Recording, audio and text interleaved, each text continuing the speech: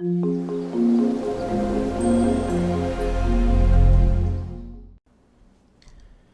everyone, this is Professor Robert Solis. Welcome to this next video lesson.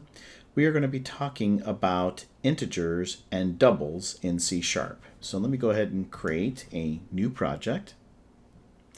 And this is going to be a C# program. Make sure you don't select C++.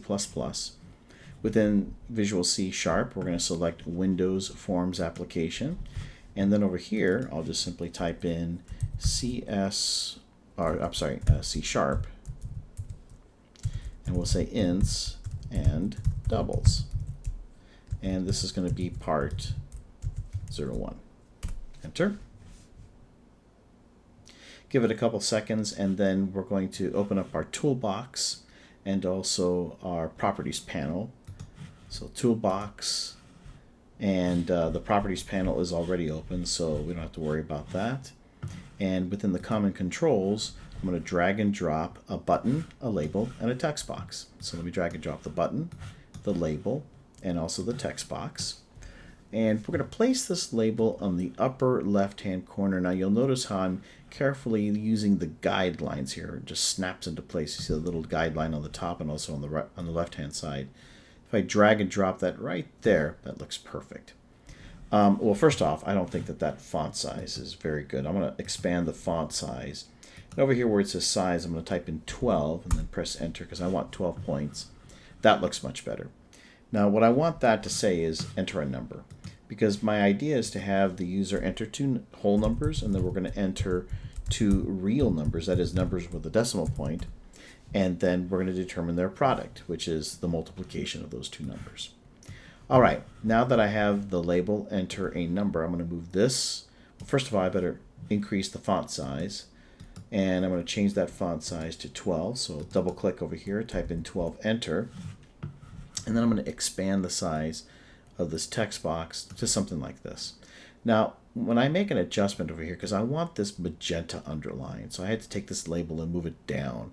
I guess I could have taken this text box and move it up, but I think it's a little bit close to the edge over here of the title of the form. So I think probably the better thing for me to do is just to simply take that label, move it down a little bit, and now it has that magenta underline that goes all the way across. That tells me that the text in the text box is going to be at the same level as this label over here. Okay, I'll just take these two by selecting them. Let me do that again. I'm going to place my cursor over here and then hold down on the mouse button and then select these two by just simply touching them. And by touching them, you see that they're now both selected. I'm going to Control C for copy, Control V as in Victor for paste, and then I have an exact copy and a paste. I'll just take those two, move them over here like this. Now I'm going to take my button, and I'll move the button over here like this. I need to resize that, and I'm going to make it just maybe a little bit bigger, a little bit taller than these text boxes. Let me just make sure that the left and right hand side are correct. So that looks pretty good, and this looks pretty good. I'm just eyeballing it, as you can see. All right, I don't like the size of the font here, so for the font property for that particular button, I'm going to change it to 12. So I'll double click, type in 12. That's much better.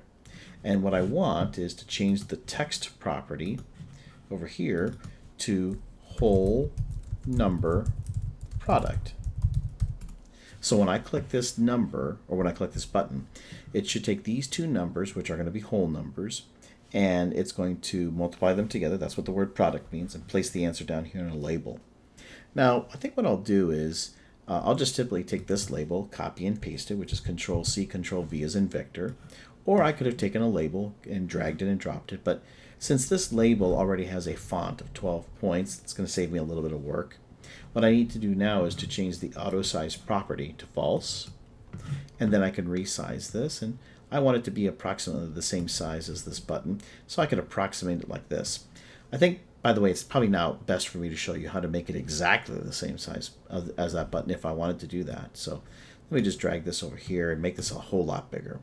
If I wanted this to be the same thing as this, I could use these buttons over here. Let me just right click on this gray area, and you'll see it says layout. Let me take away layout. Now these tools are gone. Let me right click, and then I'm going to select layout, and now you'll see these tools are back. Now they're invisible because I'm not able to use them yet. First, what I have to do is I have to select a source object and then a destination. So I select this as a source, hold down Shift on my keyboard, select this as a destination. In other words, I want the destination to be the same as the source. So just remember source, destination. Select the source, select the destination. Now these keys or these buttons become alive, and I want the one that says same size, which is this guy over here, make same size. So when I click this, notice that this becomes the same size as this. Let me unselect and then reselect. Remember, I'm being very careful not to double click anything, just some single clicking stuff. And I want to place a border around that. So instead of no border, I want single border. Then I can take this, move it into place, something like that. Right, see the spacing over here? That's approximately the same spacing over here. And I don't want this thing to be upper left-hand corner in terms of its alignment. I want it to be middle center. So what I'll do is I'll just simply select the text align property, and I'll select this guy over here where it says middle center. And now you'll see that the text is centered. I don't need that text anymore, so what I'll do is I'll just double click on text to get rid of the text in it. So I'll press enter after I deleted it, that is, then I press enter, and now you can see that everything is blank. Okay, what I'd like to do is the same thing on the top. I'd like the same thing over here, but instead of the button will say real number product. So I think I'll just place my mouse button over here. Let me select everything, let go of the mouse button, Control C for copy, Control C for paste, and I'll move everything over here like this. That looks pretty good. Let me unselect and reselect just this button. I don't want this whole number product. So what I'm going to do is I'm going to get rid of the word whole. So let me just place my cursor over here, backspace, type in real, and then press enter. Yeah, that looks better. And I think what I'd like is a line that goes across over here so that visually we can see that there's two parts to this graphical user interface. There's a top part and there's also a bottom part. So what I could use is just a label. I could either take one of these labels, copy and paste it, or I could take a label over here and drag and drop it. I suppose I'll just simply take this label over here, drag and drop it, just so that I can show that there's multiple ways of solving this problem of creating a line. So here's the trick. I'll take this label, and first of all, I'm going to take the auto size property and change that to false. So let me double click here, makes it false. So in other words, now I can resize this thing. So I'll put it over here. There's that blue line indicating that it's reached that edge. Here's that other vertical blue line indicating it's reached that edge as well. What I'm going to do is I'm going to make the border style single. As you can see here, fix single. And then what I'll do is I'll change the size over here. I'll change the size. Let me click that plus symbol. And for the height, let me type in the number 2 and press enter. Now let me unselect that label, and you can see what the line looks like. Now, it's really hard to select the line, so usually what I do is I use this rubber band effect. I just simply touch the line. Then I'm going to use my keyboard arrows, and I'll just simply make sure that it's somewhere in the middle. That looks pretty good right there. Let me unselect it, and now I've got my line. All right, let me go ahead and resize the form, and so again, I'm just eyeballing it. That looks pretty good. I'm going to get rid of the two maximize and minimize buttons. So with the form selected, as you can see over here, and you can see graphically the form is selected. Over here for maximize box, I'm going to double click to make that false. I'm going to double click to make this false. Whoops, double click, there we go. And now both the maximize and the minimize boxes are gone. Instead of the word form 1, I'd like to see data types here. So let me scroll down, and I'm going to select text, and I'm going to type data types, enter on the keyboard, and now you can see the change. That looks pretty good, so I'm going to save my work by clicking this guy over here where it says Save All. And now let's go ahead and give names to the various items. Now, when giving names to the various items, we want to make sure that we use the Hungarian notation, which is TXT for text boxes, LBL for labels, and then BTN for buttons.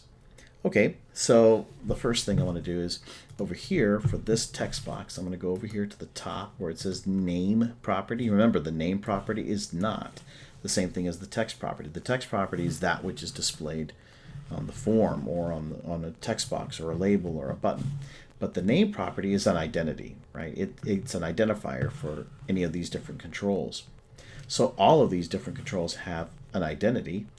The thing is, I want to make sure that I change it to use the Hungarian notation.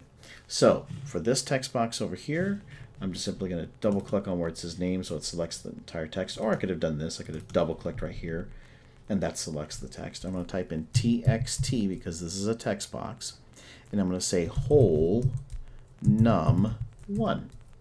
Okay, so this has an identity now, or a name property of txt whole num1. For this guy, again, I'll double click over here. We'll say txt whole num2, and I'll press enter. That takes care of these two text boxes. Let's go ahead and deal with this button over here. And so for the button, its name property is currently button 1, but I'm going to change that to btn whole number product. So when you click that button, it will give you the whole number product and place it over here in the label.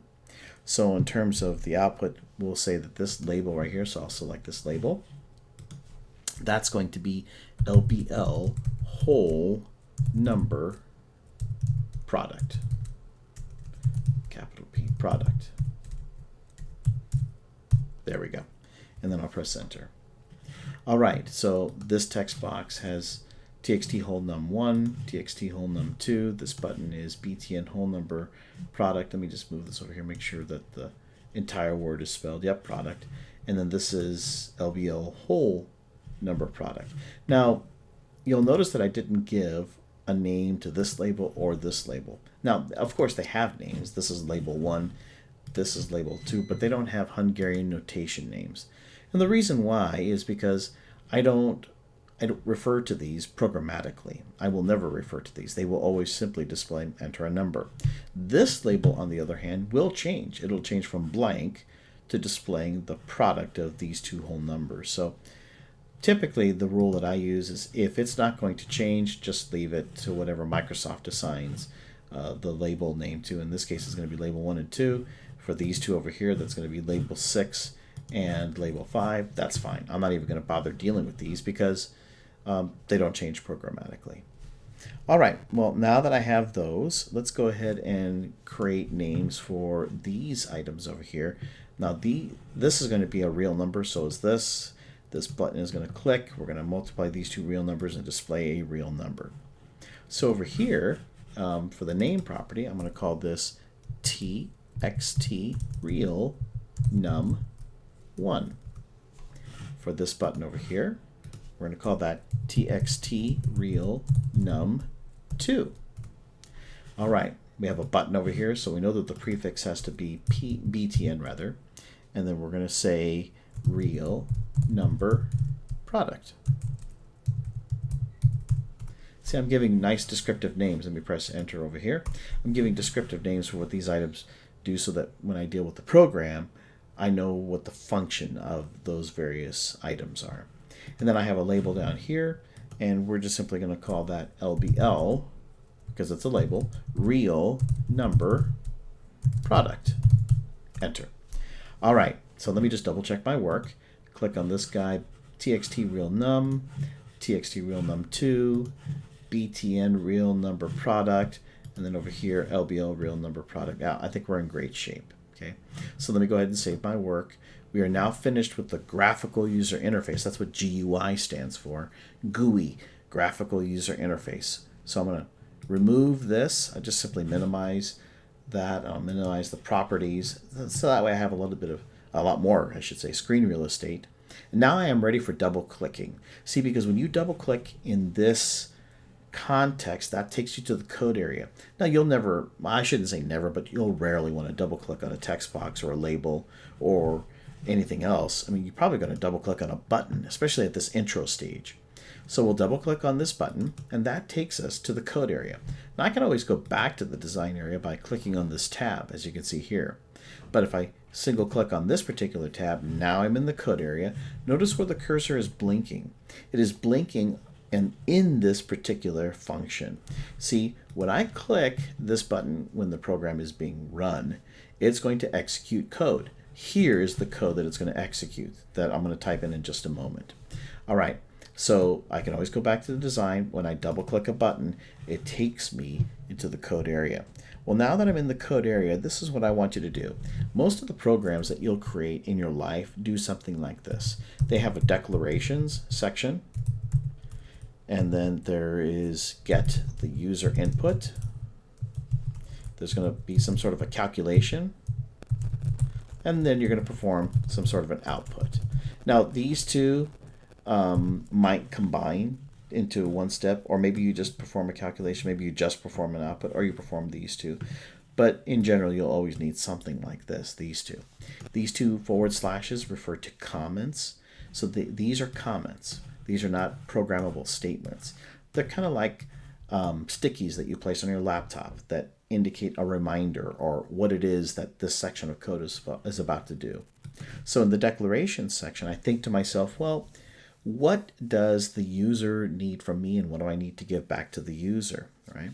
Well, first of all, I need the two whole numbers that are inside of this text box. Now, these are text boxes. These aren't number boxes, right? Let me just go ahead and remind you here. These are text boxes, right? They're not number boxes. So I need to get the text from those text boxes and convert them into numbers so that I can do math. So what I'll do is I'll get the text and I'll put them into these numbers eventually. So I'm going to create int whole number, or whole num1, int whole num2. What an integer is, it's a whole number. It's a number without a decimal point. And we just use the abbreviation int to indicate that it's an integer, a whole number. Now, eventually, I'm going to multiply these two and put them into another variable called whole number product, like that. So eventually, I'm going to take this times this, put the answer in here. So you can't mix apples and oranges. I can't make this a real number and say integer times integer is going to be placed into a real number. Actually, later on, I'll show you that you can do stuff like that. But from an introductory perspective, keep apples with apples, keep oranges with oranges. If you're going to be multiplying, adding, subtracting, dividing integers, then you'll probably want to place them into integers. Okay, so remember, integers are whole numbers, and integers can be numbers like 3 or -5 or 0 even, right? All those are examples of whole numbers. They're numbers without decimal points. Now over here in the get user input section, what I'm going to do is I'm going to get the information that was typed in by the user here, and I'm going to place it into this variable. So the way that I do that is I'll say whole num1, and I'll use this equal symbol, which we're going to call the assignment operator. First, I need to convert to int, I should say, to int, specifically to int 32, assuming that the user is using a 32-bit processor, a computer that has a 32-bit processor. That's what I'm going to create, a 32-bit int. And then we're going to get the information from txt. See, the beauty of the Hungarian notation is now all I have to do is type in txt and then ask, well, which text box am I interested in? Oh, this one right here. So I can just simply double click and then type dot. This is the dot operator. It shows you all the properties for this text box, and the property that I'm interested in is in the text property. Notice that I just type in TE and text appears. So I can just simply double click that, and I'm going to put my semicolon at the end of that particular statement. So here's how this works out. This is a text. It's specifically the text in this text box.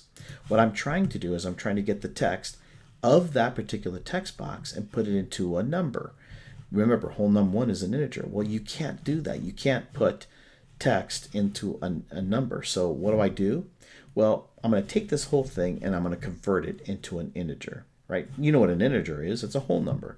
Now, this is a specific type or size of whole number. It's a 32-bit number, 32-bit integer.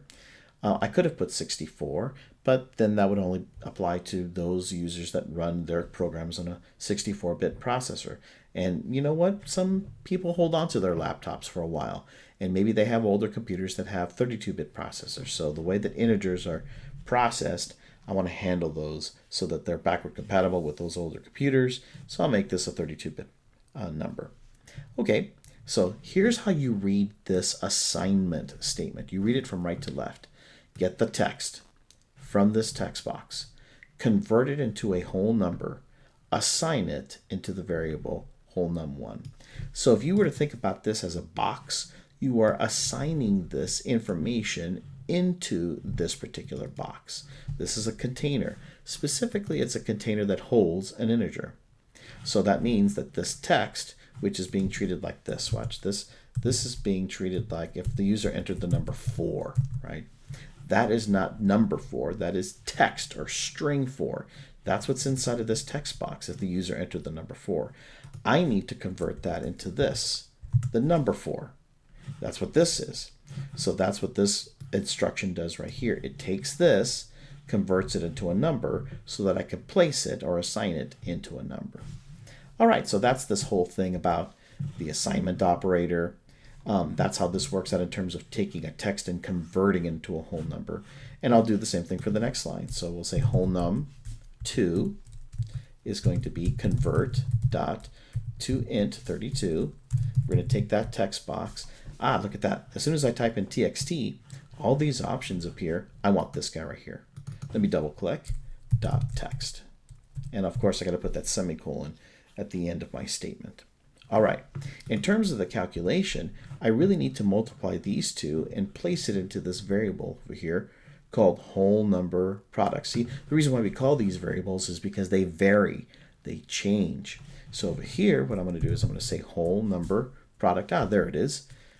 I'm just simply going to double click on that, and then I'll say this is going to be assigned whole number 1, select that guy, times whole number 2, and then place a semicolon at the end. You notice that the asterisk, that's our multiplication operator. This times this is going to generate a product. It's going to assign this to this. So again, whenever you see the assignment operator, you always read from right to left. So we're going to take this times this. We're going to assign that into a variable called whole number product. Well, now that I have that, I can go over here to the output section and just simply output the result of my product into this label. And you think to yourself, hey, wait a minute, what is the name of this label? You don't have to remember. All you have to remember is, or you have to do, I should say, is type LBL, and then all of your labels are going to appear. Now you know why I insist that you type a Hungarian notation, because it makes it easier for you in this code area to list all of your labels, buttons, and text boxes. Well, I'm interested in this guy over here, LBL whole number product dot text, and I am going to assign something to that. Well, what am I going to assign? This number, as you can see over here, it says this is an integer. In fact, over here you can see this is an integer. Well, I can't put an integer in a text, so what I'm going to do is I'm going to convert dot to a string. Now, to string is the same thing as text. Strings and text, they're synonyms. A text is a string is a text. So this convert has an option called convert this to a string, which is really the same thing as convert it to a text. Parentheses, what am I going to convert to a string? This variable over here, whole number product. So I type in whole number product, select that. Don't forget to put the semicolon at the end. And so we're going to read this assignment statement from right to left. Take this whole number product, convert it into a string, place it into the string or text of the LBL whole number product. And that's it for this code. So let me go ahead and save my work, and I'm going to run it, and let's see what it looks like. Now, we're not finished with our program because we still have to do the bottom part, but at least we'll see if this top part works. Let me go ahead and put the number 2 over here and the number 3 over here. And if I multiply those two, it comes out to 6. Let me put another over here, like a 3 and 5. Okay, that's fine. That's 15. So what's happening is when I click this button, it executes this code. When I click this button, right, this button over here, first what it's going to do is declare a bunch of variables. Then I'm going to get the data from the text box. So let's get that 5, which is being treated as a text. Let me convert that into a number and put it into a variable called whole num1, which I created up here. I'm going to do the same thing over here. I'm going to take that 3, which is the text box contents. I'm getting its text. I'm going to convert that quote 3, close quote, into a number 3, and then place that into a variable called whole num2, which I've declared over here. Now that I have the numbers that were entered by the user, because I've converted string 5 and string 3 into number 5 and number 3, I'm going to multiply both of those and place the value into this variable. And then I'll take that same variable, convert it into a string so that I can place it into the text property of this label, which is down here.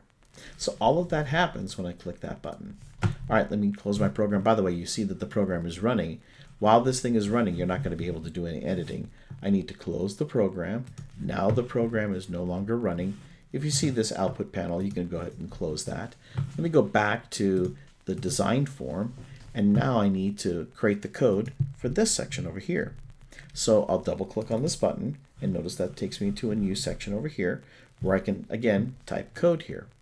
Now, the code here is pretty much the same thing as this over here. I'm just doing it to give you a different section and to retype code so that you can become more familiar with what you need to do.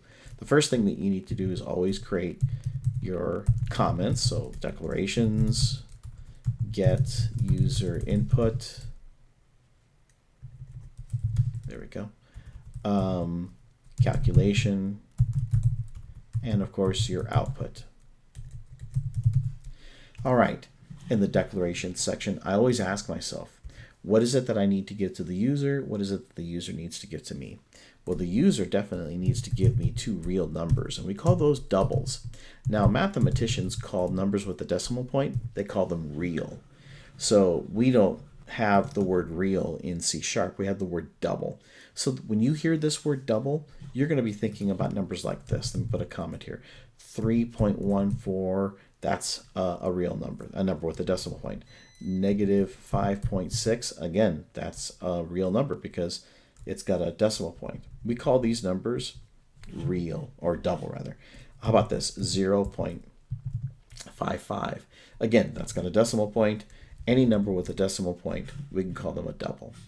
Let's go ahead and do the same thing over here. We'll say double, and I'm going to create another real number, num2, because remember, I need to grab this real number and put it into here. I need to grab this real number and put it into here.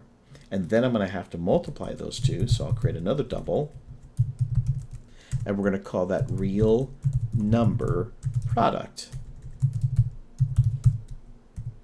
All right, now that I've created all my variables that I will need, I can go into this next section over here called get user input, and we're going to say for the real num1, so real num1, we're going to assign that.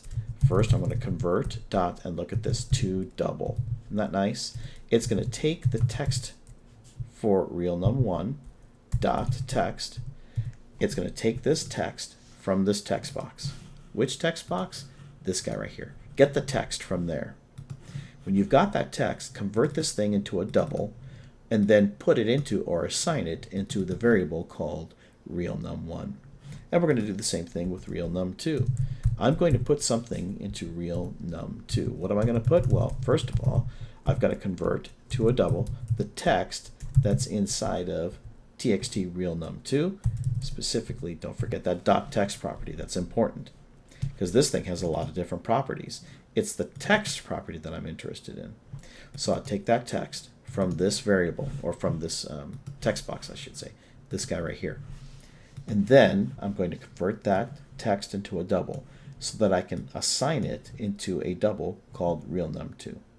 Once I have those two numbers, then I can perform a calculation. Specifically, the real num product calculation. This is a variable that I created up here, as you can see over here. And that is going to be assigned the product of real num1 times real num2. I'm going to use my arrows, select this, hit tab on the keyboard, and then semicolon. All right, so this times this is going to be assigned or placed into here. Now that I've finished that, LBL real number product, that's this label down here, right? Let's put something in there. And I don't remember what the name is, but all I have to do is just type in LBL, and it gives me all the listing of labels, and it's this one that I want. .te, I'm not even going to type anything additionally right now, just simply hit tab on the keyboard, assign whatever the conversion, so convert dot to string, because that's what I'm going to be dealing with. Remember, text synonymous with string. I'm going to be creating a string from this real number product, right? That's a number. I need to convert that into a string so I can put it into the string or text property of this particular label. All right, I'm done with my work, so let me save all. Let me go ahead and run the program.